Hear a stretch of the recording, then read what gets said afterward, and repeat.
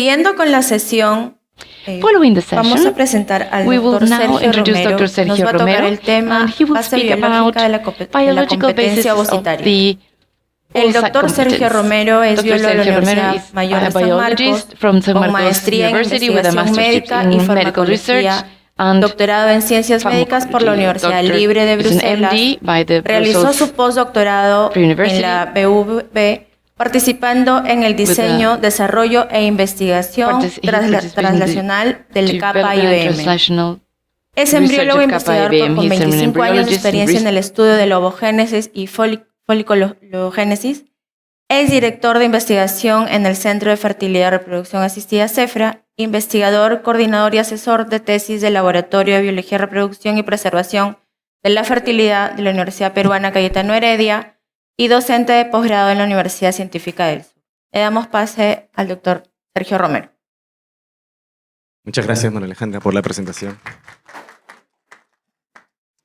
Buenos días. Hemos empezado la mañana haciendo una especie de panorama de lo que vamos a tener hoy día como tema principal y como motivo de discusión. Y yo quiero ahora, digamos, mostrarles un poco la base de lo que vamos a hablar hoy día, ¿sí? En particular, es la base biológica de la competencia ovocitaria. ¿Cómo es que podemos evaluar la competencia ovocitaria y cómo es que podemos además mejorarla?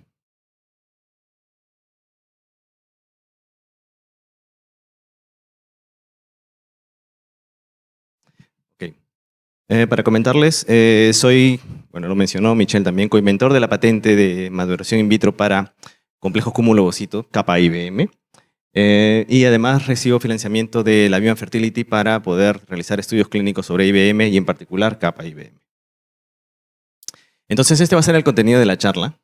Vamos a revisar primero qué es la competencia ovocitaria.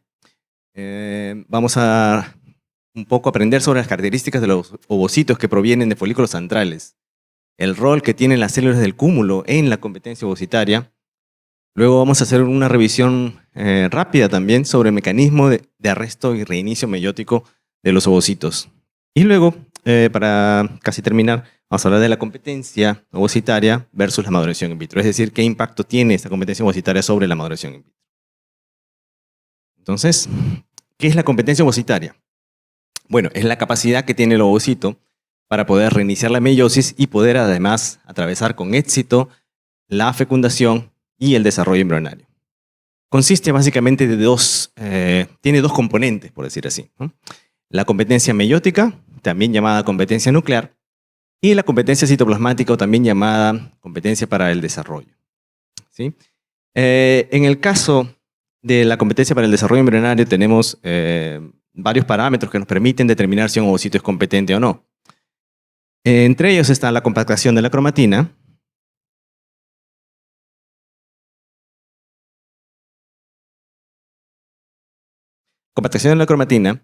tenemos también la acumulación de los transcritos, es decir, que el ovocito va a generar o va a producir transcritos de ARN de las proteínas que posteriormente va a necesitar para poder traducirlas durante la primera etapa de desarrollo embrionario, ¿sí? O sea, después de la fecundación y durante los primeros estadios de clivaje. Entonces vamos a ver también que el silenciamiento transcripcional es importante justamente para esta competencia para el desarrollo embrionario. Y también vamos a hablar un poco sobre la distribución de la mitocondria. Ahora, algo que sí quiero dejar en claro aquí, o decirlo desde ya, es que la morfología ovocitaria no predice el grado de la competencia ovocitaria. Es decir, es muy difícil poder saber lo que a nivel molecular ocurre dentro del ovocito si solamente estamos mirando la morfología.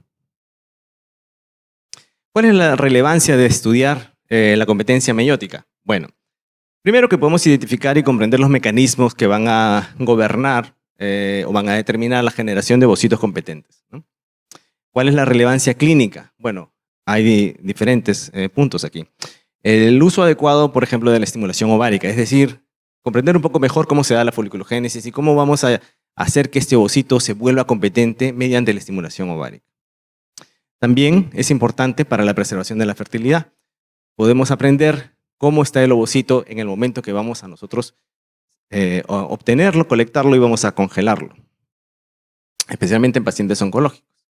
Y en el caso justamente de pacientes oncológicos, lo que se puede hacer es un tratamiento previo al tratamiento oncológico. O también, ¿qué pasa si es que yo ya le di un tratamiento oncológico a la paciente? ¿Cómo se puede impactar la calidad de ese ovocito? Y obviamente, el tema de hoy, que es cuál es la relevancia clínica de la maduración in vitro, para la maduración in vitro. Bueno, este tipo de diapositiva, digamos, donde se muestra la foliculogénesis, se muestra el eje, cómo funciona el eje hipófisis-hipotálamo, cómo se da la producción de las hormonas esteroideas en la paciente, es algo que ya nosotros conocemos. Vamos a ir un poquito más adentro para tratar de entender digamos, a nivel molecular lo que va a ocurrir dentro del ovocito. Y para ello, lo que quiero es que naveguemos un poco sobre el folículo antral. Acá tenemos un modelo de desarrollo de foliculogénesis en el humano. ¿Sí? Tenemos cómo este folículo primordial va a crecer.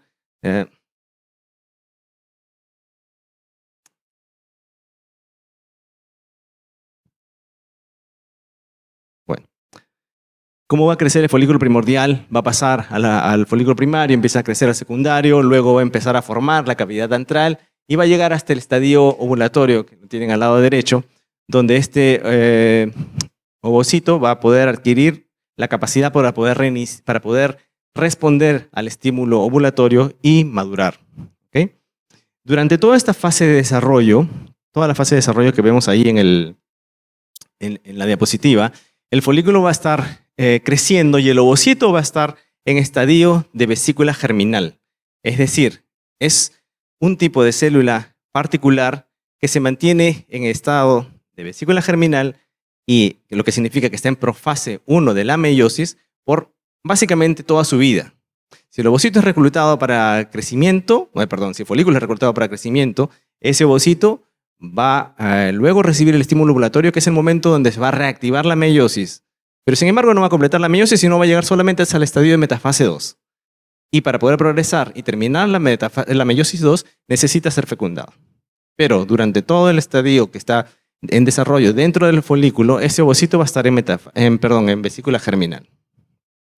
Ahora, las competencias se van adquiriendo de manera progresiva. ¿Sí?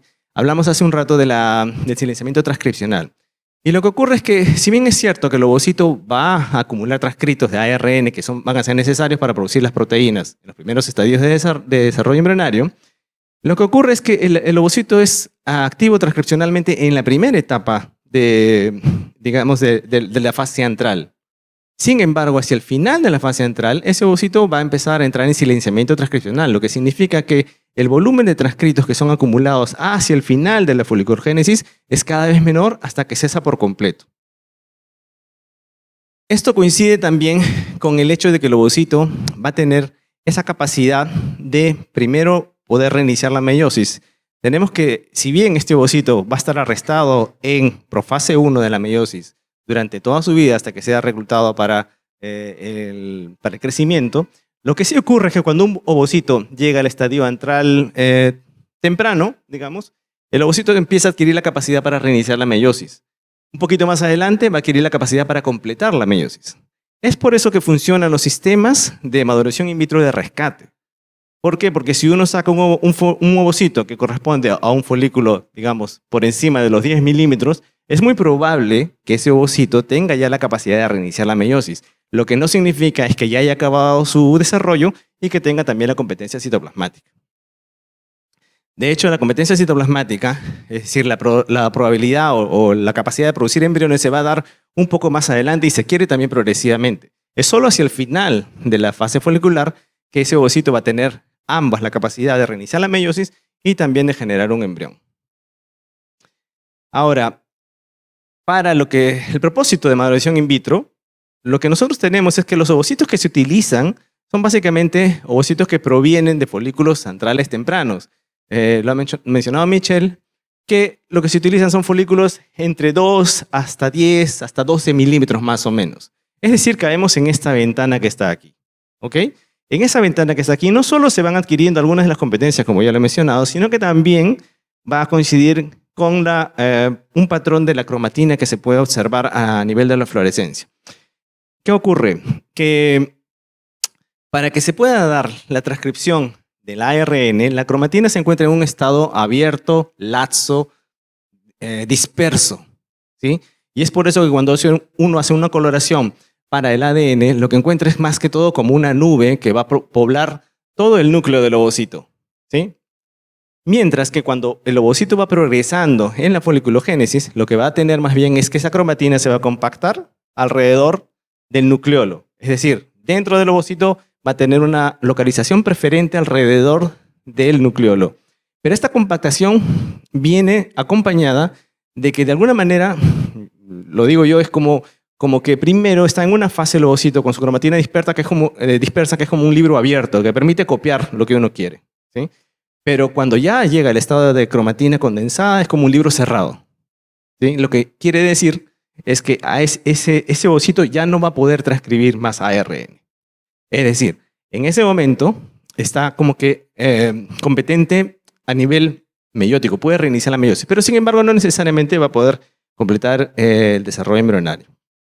Ahora, ha sido también reportado en algunos artículos que, por ejemplo, ovocitos que logran madurar a pesar de haber tenido una cromatina dispersa, es decir, cuando han estado en estadio maduro a nivel de la cromatina, tienen menor expresión de OCT4. Y OCT4 es un marcador, digamos, de pluripotencia, ¿sí? Es decir, que si bien ambos tipos de ovocito, los dos, lo que tienen la cromatina dispersa o la cromatina condensada, pueden tener la capacidad de reiniciar la meiosis, no necesariamente van a poder generar embriones. Y una de las razones que se hipotetiza es porque este OCT4 se expresa en menor cantidad si es que la cromatina no está en el estado que debería estar. Y esto no es una novedad y es algo que se viene discutiendo por muchos años, y que es lógico en realidad, es que hay muchas diferencias entre lo que es el ovocito que madura en vivo y el ovocito que madura in vitro, ¿sí? Algunas de ellas están resumidas acá, están marcadas con la flecha, ¿no? Que es lo que mencioné, el silenciamiento transcripcional, el procesamiento de RNA o ARN materno, y otra cosa muy, muy importante es la comunicación que hay entre las células del cúmulo y el ovocito, ¿no? Que según algunos estudios dicen que durante la maduración in vivo, el ovocito mantiene temporalmente la conexión entre el cúmulo, con el cúmulo. El ovocito mantiene su conexión con el cúmulo, mientras que cuando uno hace maduración in vitro, las proyecciones transsonales, que ahora lo vamos a ver en un ratito, se retraen. Es decir, hay una desconexión temprana, rápida y artificial del ovocito y el cúmulo, lo cual podría también impactar sobre esa competencia que tiene ese ovocito. De hecho, este es el tipo de experimentos que hicimos en Bruselas y lo publicamos en el 2015, donde justamente evaluábamos ovocitos que provenían de, o que se iban a utilizar en maduración in vitro. Queríamos de alguna forma poder ver cuál era el material inicial que nosotros utilizamos en ese momento para realizar la maduración in vitro convencional, ¿sí? Y lo que encontramos es que básicamente si el ovocito tenía un patrón de cromatina condensada, como lo ven aquí al fondo, no había transcripción, ¿sí? La señal era nula. Sin embargo, si el ovocito en el primer gráfico arriba tenía un patrón de cromatina dispersa, tenía alta transcripción de ARN. Y esto es un experimento que lo hicimos en una coincubación con colorante en 2 horas, si mal no recuerdo. Es decir, en 2 horas tenía una alta capacidad de transcribir ese ovocito. Sin embargo, nosotros vemos en el laboratorio, lo que vemos son ovocitos en vesícula germinal. Simplemente no sabemos cuál es su capacidad de transcribir o no, ¿sí? Por eso yo les decía que la morfología no te dice mucho. Se pueden ver muy bonitos todos, pero uno no sabe a nivel molecular lo que está ocurriendo dentro de ese ovocito. Y de hecho, otra cosa que no podemos ver a nivel molecular es el patrón que tienen las mitocondrias dentro de ese ovocito, ¿sí? En este experimento lo que quisimos hacer, y también es parte de este mismo grupo de ovocitos que estudiamos con la idea de poder saber qué le faltaban a esos ovocitos para tener una mejor competencia, observamos que las mitocondrias que están coloreadas aquí con un colorante fluorescente tienen un patrón de distribución en el ovocito muy variable, ¿no? Tenemos ovocitos que van a tener una distribución en casi todo el citoplasma, como es el primer caso aquí. Después empieza a haber una agregación hacia el centro, y en este caso la vesícula germinal, la ven que se ha movilizado también hacia la región submembranosa, y en algunos casos hay una concentración incluso un poco mayor alrededor del núcleo, ¿no? Como son estos dos casos de aquí. Cuando hemos evaluado una buena cantidad de ovocitos, lo que observamos es básicamente estos patrones que están mostrados en esta gráfica, ¿no? Tenemos ovocitos que presentan la cromatina dispersa, como el primer caso, y había una alta coincidencia entre la cromatina dispersa con la distribución, digamos, casi homogénea en todo el citoplasma. Mientras que cuando el ovocito empieza a mostrar una cromatina un poco más compacta, las cromatinas empiezan a reagregarse alrededor del núcleo y llegan a ser incluso mucho más relocalizadas alrededor de ese núcleo hacia el final del desarrollo folicular y desarrollo ovocitario, ¿no? O sea, esto corresponde o digamos, coincide con que estos ovocitos tienen un diámetro más grande, la cromatina es perinucleolar, es decir, se ha condensado alrededor del nucleolo, ya no tienen síntesis de ARN y además, bueno, como se ve allá arriba en el esquema, las mitocondrias se regregan alrededor del núcleo. Este es otro paper, pero este es en ratón, que describe en realidad que hay una movilización además de la vesícula germinal.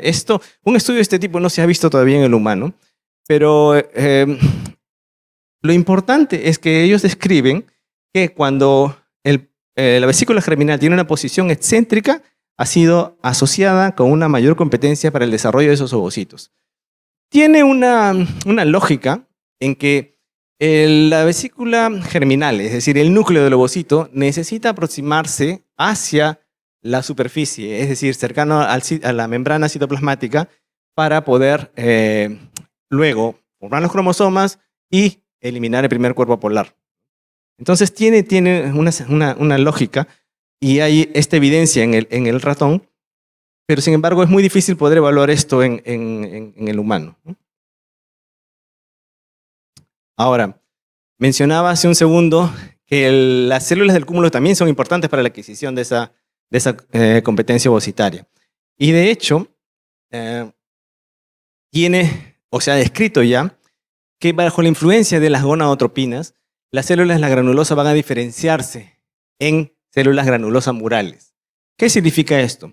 Que las células de la granulosa primeramente no son esteroidogénicas, no producen hormonas, no producen estradiol, o muy bajo en todo caso, y solamente luego que empiece el reclutamiento de los folículos y ese folículo crece, va a hacer que esas células de la pared folicular, o las granulosas murales, empiecen a cambiar su comportamiento, ¿sí?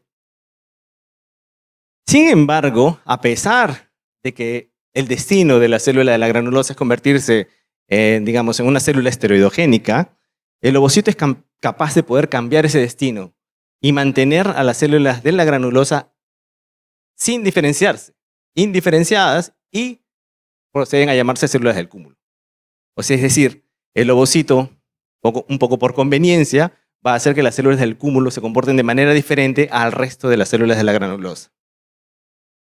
Entre otras cosas, las células del cúmulo son encargadas de soporte nutricional y soporte energético del ovocito, ¿sí? Por ejemplo, es sabido que el ovocito no puede consumir glucosa como fuente de energía, sino más bien necesita piruvato y lactato. Las responsables de hacer esa conversión de glucosa a piruvato y lactato son las células del cúmulo, y son las que suministran estos, piruvato y lactato, al ovocito. Entre otras cosas, también las células del cúmulo van a llevar a cabo los procesos metabólicos, ¿sí? Lo cual va a limitar de que el ovocito produzca radicales libres. Cualquier proceso metabólico va a producir en menor o mayor escala radicales libres. Entonces, haciendo que el ovocito no realice estos procesos metabólicos, sino sea el cúmulo, digamos, evita un poco que ese ovocito se vea intoxicado por radicales libres. Y otra cosa es que se ha descrito que la conexión entre los ovocitos y las células del cúmulo es importante para adquisición de competencia meiótica y competencia para el desarrollo, que es lo que estamos hablando ahora, ¿no? Y que también es necesario de que esos cúmulos estén adosados, digamos, o nutriendo o acompañando ese ovocito para poder llevar a cabo otros eventos asociados, como puede ser justamente el silenciamiento transcripcional. De hecho, hay diferentes artículos en los cuales demuestran que el ovocito mismo produce algunos factores que van a impactar sobre el crecimiento, la diferenciación y también la expansión y ovulación. O sea, van a tener un efecto sobre la célula del cúmulo para que puedan realizar estos procesos. ¿Okay? De manera similar, también se dice que el ovocito que tiene una mejor calidad va a tener un mejor desarrollo embrionario y va a producir mejores fetos porque va a estimular, entre otras cosas, en las células del cúmulo la proliferación, va a limitar la apoptosis, limitar la luteinización, ayudarles con el metabolismo y también van a realizar la expansión del cúmulo, que eso no lo pueden hacer las células granulosas murales. Esta es una de las fotografías que hicimos en Bruselas para poder evaluar la capacidad del ovocito de poder retener las conexiones con las células del cúmulo. ¿Okay? Lo que tenemos acá es un ovocito en vesícula germinal, está coloreado con un colorante para el ADN en color rojo, y por eso tiñe también el ADN de las células del cúmulo. Pero lo que es interesante es que el colorante verde lo que va a teñir es la actina. ¿Ya? Y la actina está presente, entre otras cosas, en proyecciones transzonales que tiene el ovocito. Es decir, estos pelitos que se ven a todo alrededor son justamente proyecciones de la membrana del ovocito y la membrana del cúmulo que se conectan y se conectan en la punta a través de uniones gap. Esto de aquí es lo que es muy difícil o solía ser muy difícil de mantener con cualquiera de los sistemas convencionales de maduración in vitro que existían hasta hace 10 años. ¿Okay? De hecho, se sabe también que la deleción de la conexina 37, que es una de las conexinas que forman parte de la unión gap, va a imposibilitar de que se realice el silenciamiento transcripcional y la condensación de la cromatina. ¿Sí? O sea, es decir, que si nosotros tenemos un ovocito que lo sacamos inmaduro de un folículo y queremos que adquiera la capacidad o las competencias, digamos, meiótica y para el desarrollo, si es que no mantenemos las células del cúmulo va a ser muy, muy difícil de hacerlo. Y lo primero que ocurre en realidad con los sistemas convencionales de maduración in vitro es que automáticamente estas conexiones se rompen.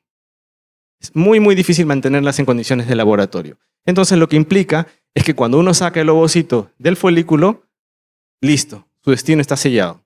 No hay más que hacer. Es muy difícil poder mejorar la competencia. Entonces, siguiente. Ahora quiero revisar un poquito el mecanismo de arresto y reinicio meiótico, que ya parcialmente lo hizo Michelle.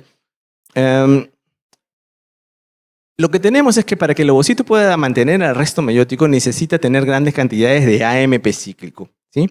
Y este AMP cíclico se ha reportado que viene producido por el ovocito mismo y también por las células del cúmulo. Y las células del cúmulo van a transferir el AMP cíclico a través de las uniones gap. Es decir, es necesario que se mantengan esas uniones para que el ovocito pueda ser suministrado con AMP cíclico para mantener el arresto meiótico. ¿Sí?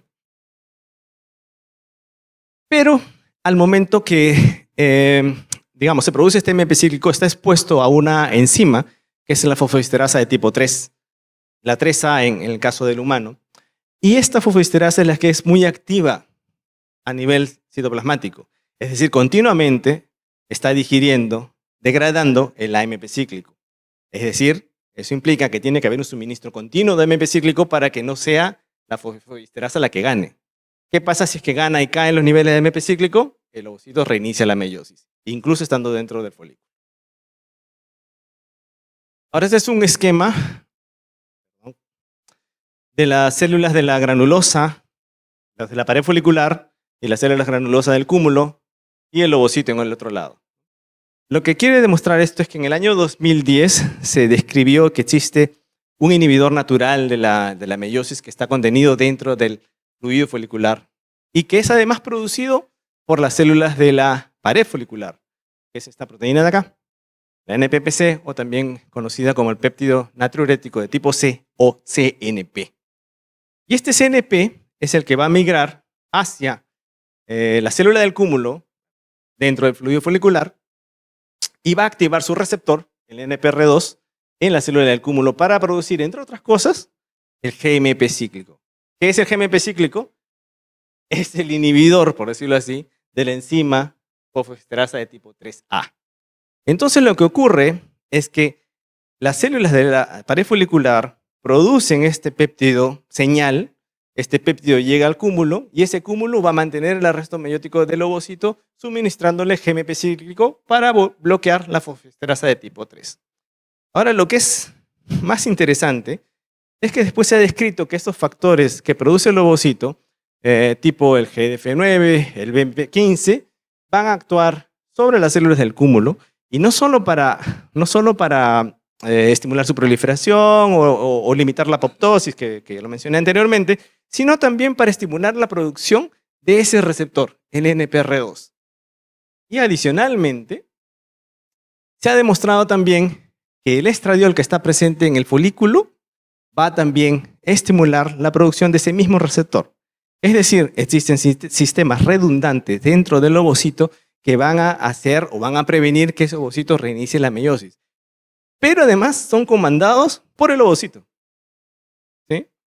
Y además otra cosa que ocurre es que nosotros sabemos que cuando el folículo antral empieza a crecer, entre otras cosas va a producir mucho estradiol. Ese estradiol que está dentro del fluido folicular va además a reforzar este sistema mediante la expresión de ese componente NPR2. ¿Y por qué les menciono esto? Es que cuando se da el reinicio meiótico, es decir, cuando llega la LH, ¿no?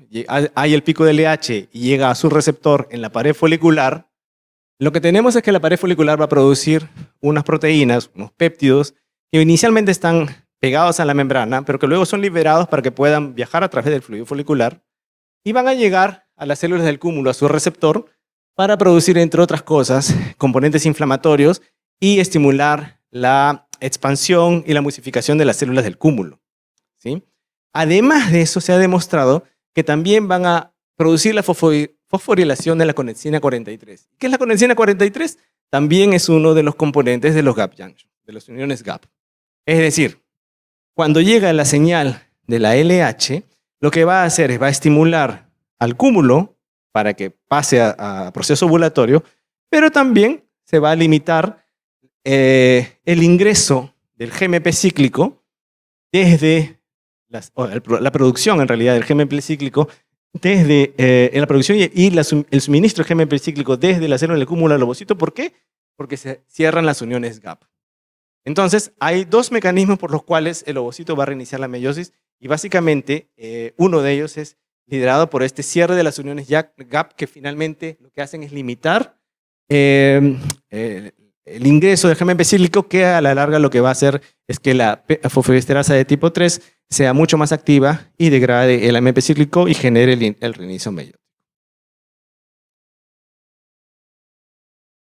Ahora, una cosa que hay que tener en cuenta cuando uno quiere trabajar sobre sistemas que piensan mejorar la competencia del ovocito es que hay que entender que el folículo ovárico es una unidad funcional, ¿sí? No estamos trabajando con células, digamos, independientes, sino que todas trabajan de manera coordinada.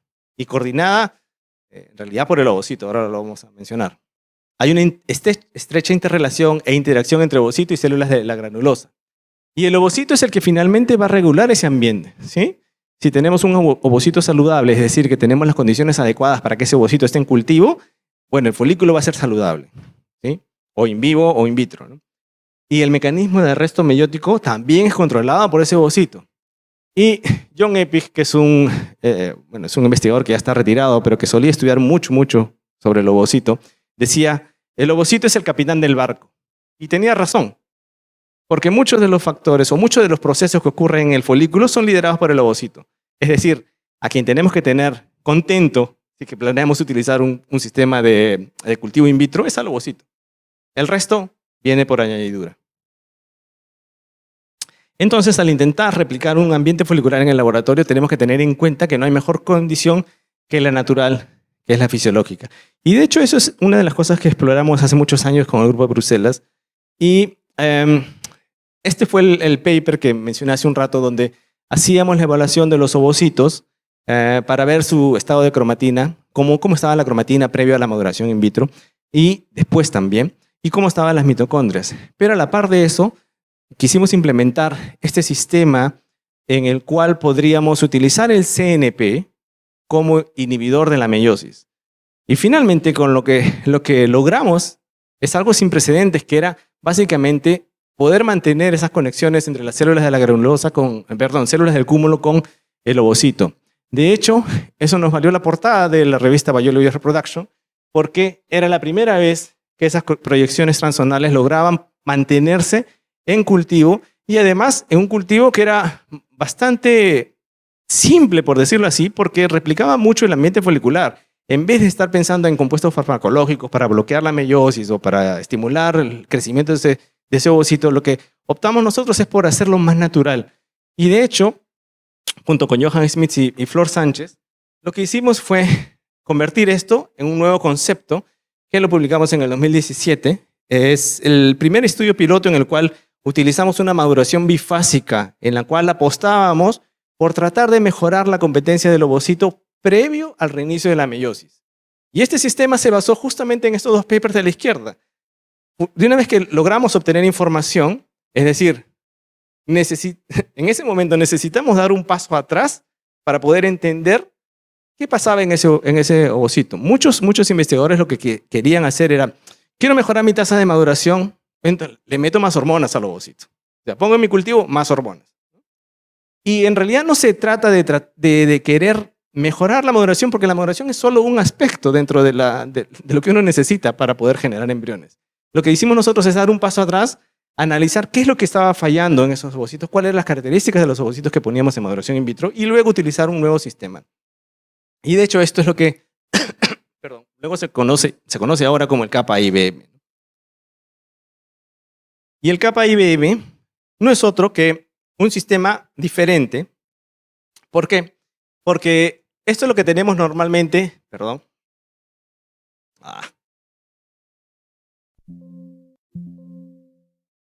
¿Puedes retroceder, por favor?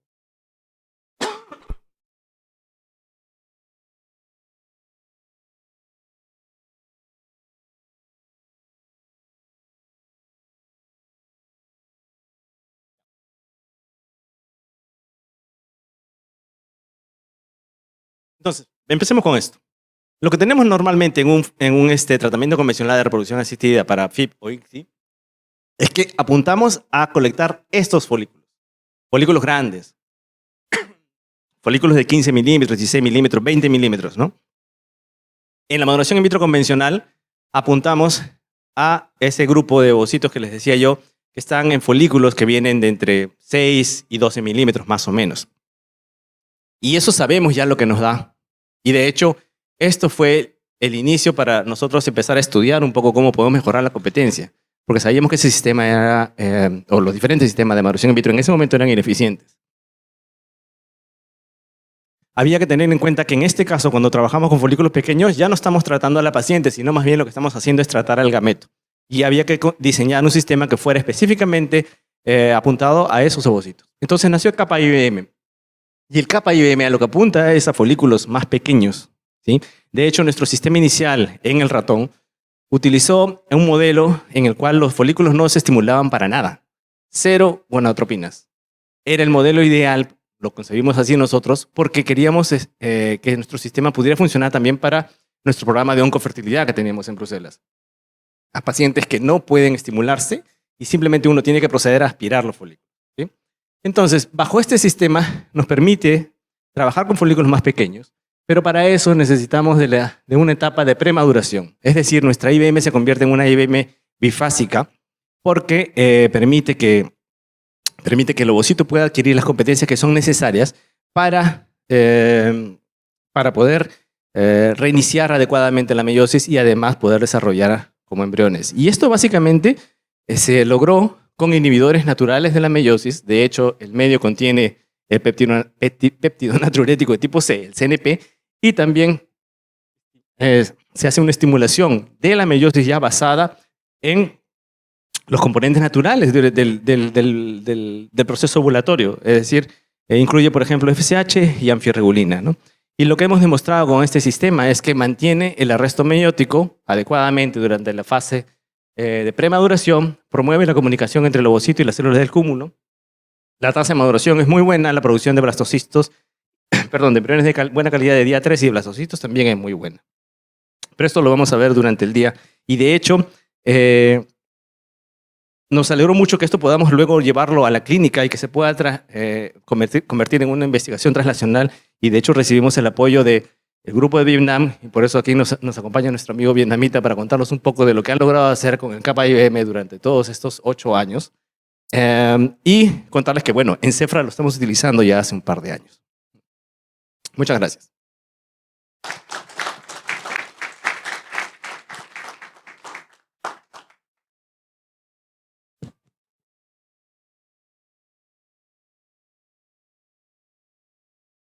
Muchas gracias, Sergio, por tu presentación. Ahora invitamos al público a poder realizar sus preguntas.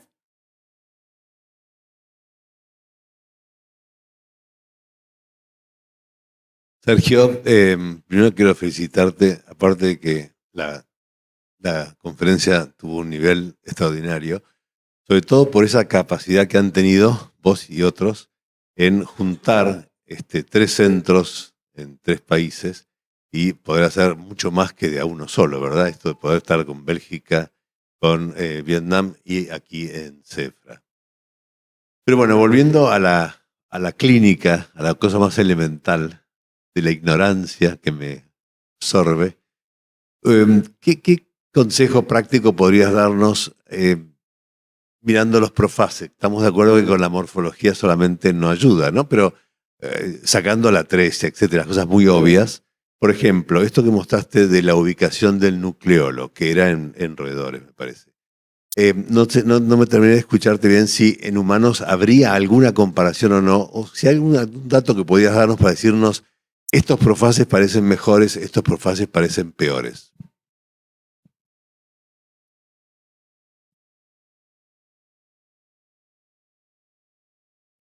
Bueno, gracias por la pregunta. Sí, el experimento es en roedores, es en ratones.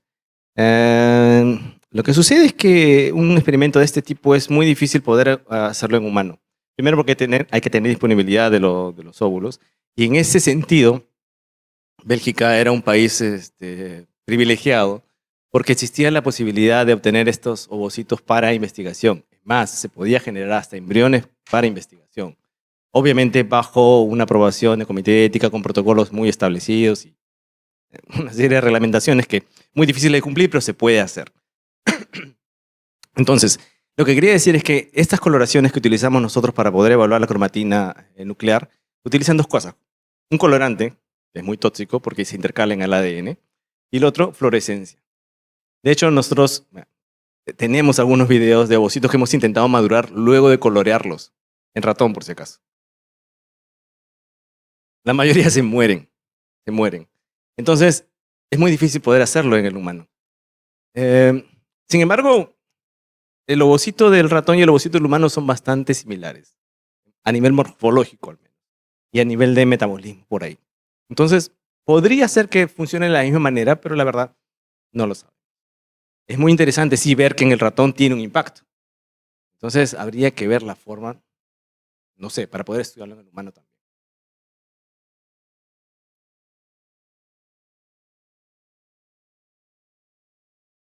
Doctor Santiago, ¿terminó? Una pregunta que de repente podría ayudar. Cuando uno saca los complejos cúmulos ófuros, que también depende el estado, la presión que se utiliza, la aguja, la técnica, es muy importante su morfología como para saber si ese complejo cúmulos tiene una capacidad de madurar. Y tú puedes dar ese dato, que viene a ser cómo está la corona, ¿no? Sí, de hecho hay parámetros a nivel morfológico que nos ayuda más o menos a saber el estado actual de ese complejo cúmulo ovocito compacto, ¿no?, que se va a utilizar para IBM. Hay cosas clásicas como poder identificar un ovocito atrético que quiere una diferente tonalidad de citoplasma, o por ejemplo que tiene muy pocas células del cúmulo, pero se nota que no ha sido por fricción mecánica, por ejemplo. Te ayuda más o menos a identificar qué ovocitos digamos, están en buenas condiciones y no. Difícil poder decir sobre la capacidad que van a tener para madurar. Eso sí es más complicado, ¿no? Hasta donde sé, no hay otra manera muy, digamos, práctica de poder evaluar esa capacidad que van a tener los óvulos o los complejos cúmulo-ovocitos. En el bovino hay coloraciones que apuestan por, qué sé yo, ver la capacidad de metabolismo en la glucosa, por ejemplo, ¿no? Con algunos colorantes que no son tan tóxicos y que si bien sí se utilizan en el bovino, yo lo veo muy difícil que se puedan utilizar en el humano.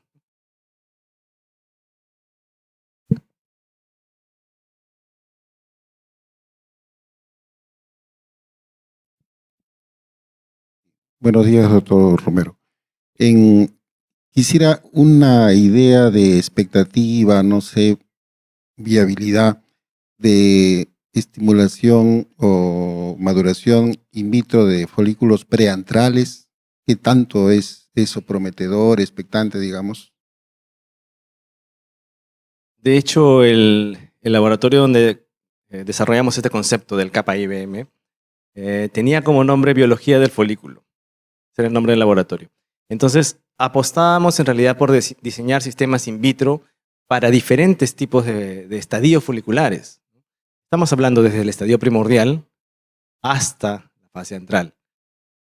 El gran inconveniente de desarrollar este tipo de sistemas es, por ejemplo, en el caso de los folículos primordiales, es que ese folículo primordial necesita más o menos unos 6 meses en cultivo, lo cual ya es bastante complicado.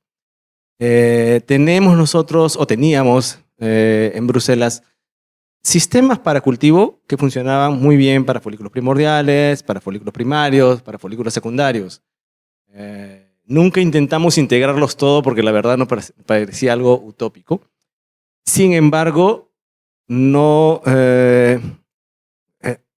era una idea que se pudiera hacer a largo plazo. De hecho, sí han habido otros grupos que trabajaron en modelos animales, por ejemplo en el mono rhesus, para tratar de desarrollar folículos de estadios muy tempranos hasta la fase antral. Y de hecho, la doctora Mary Zelinsky logró esto. Pero después de tanto tiempo en cultivo, esos folículos tenían problemas, por ejemplo, para reiniciar la meiosis. Es decir, como propósito de investigación, está muy bueno, pero está todavía en etapas tempranas de investigación. Todavía es muy difícil poder desarrollar sistemas que sean completos. Y de hecho, la doctora Evelyn Telfer propuso en algún momento que se utilice sistemas que sean acoplados, ¿no? Tener un sistema para primordiales, luego pasarlo a un nuevo cultivo de primarios, pasarlo a un segundo cultivo de secundarios, y finalmente llegar a una fase donde uno pueda trabajar con la IBM, con la maduración in vitro, que apunta a esto, ¿no? Que yo no tengo que esperar hasta que el folículo sea antral tardío para poder ovularlo, sino más bien apunto a utilizar folículos antrales pequeños, ¿no? Eso acortaría, digamos, un poco el plazo de cultivo, pero igual estamos hablando de muchos meses, lo cual hace bastante complicado a la fecha. Sin embargo, sí es importante poder hacerlo, porque una de las cosas de poder reproducir la foliculogénesis in vitro es que sería de mucha utilidad para pacientes oncológicas. Pacientes oncológicas a las cuales se les trae el tejido ovárico para congelar, pero que siempre está el riesgo inherente de que al trasplantar ese tejido de vuelta cuando el paciente se sanó, se curó del cáncer, que pueda uno arrastrar, llevar también y sembrar nuevamente células cancerosas, ¿no?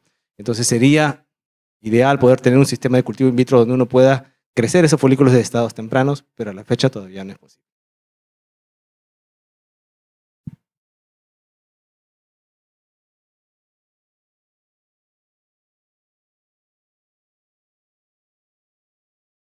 Última pregunta. Su experiencia en cultivo de ex vivo, en la experiencia. En Bruselas teníamos un programa muy bonito de oncofertilidad y trabajamos con un equipo muy bonito del cual era parte Johan Smits, Michel de Vos, Flor Sánchez, la gente de la clínica. Y eso era muy interesante porque teníamos una comunicación muy cercana con los oncólogos, ¿no? Lo que teníamos era que llamaban a veces el oncólogo para decir necesito iniciar un tratamiento oncológico ya. Ya es mañana o pasado mañana. Entonces, esa paciente que de repente sí se le podría haber hecho un tratamiento convencional de estimulación ovárica, simplemente no tenía tiempo. Entonces, lo que se le ofrecía a la paciente es, pasaba a quirófano, Michelle hacía la aspiración de los folículos, luego sacaban el ovario, llevábamos al laboratorio, hacía la disección del tejido ovárico para criopreservar el tejido ovárico, que sería una de las herramientas para poder tener o preservar la fertilidad de la paciente. Pero, ya que Michelle había hecho la aspiración de los folículos, teníamos luego esa posibilidad de poder hacer maduración in vitro con esos folículos aspirados. Pero al llevar el tejido al laboratorio, en el laboratorio, al hacer la disección del tejido ovárico, también se liberaban nuevos complejos cúmulo-ovocito. ¿Por qué? Porque se liberaban justamente esos folículos que son pequeñitos, los de 2 milímetros, 3 milímetros, algo que no se puede o muy difícil de aspirar a través de con guía ecográfica durante una aspiración convencional. Entonces, digamos, teníamos material para poder hacer maduración in vitro de folículos aspirados y maduración in vitro, le llamamos ex vivo, a partir de los folículos o los complejos cúmulo-ovocitos colectados a partir del tejido ovárico. Es decir, este primer material, esos ovocitos que potencialmente maduraban en el laboratorio de ambas fuentes, se convertían en realidad en la primera fuente de preservación de fertilidad de la paciente, porque serían la primera opción, ¿no? Si tenemos ovocitos que ya son metafase 2, son los que utilizaríamos primero antes de intentar trasplantar el tejido a la paciente, ¿no? Entonces, esto, de hecho, lo hemos replicado en algún momento en Cefra, hemos hecho algunos casos y sí nos ha permitido poder congelar algunos óvulos para pacientes oncológicas, ¿no? Yo creo que a esta paciente que no se le puede ofrecer un tratamiento convencional, se le puede ofrecer lo que las herramientas que tenemos disponibles en el momento. Muchas gracias, Sergio, por tu ponencia.